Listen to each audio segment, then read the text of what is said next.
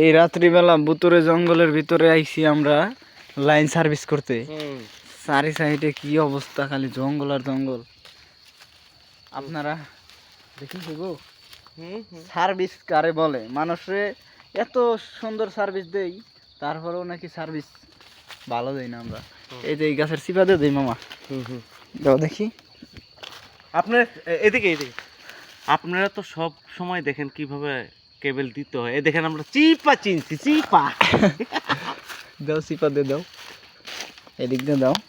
হ্যাঁ ও রে, high high ব্যথা হবে। অন্য ওই যে পিঁপড়া দেখছি, এটা দিয়ে দিই, এটা দিয়ে দিই। না না এনেই থাকে এনেই থাকে, পরে তার শর্ট হইব।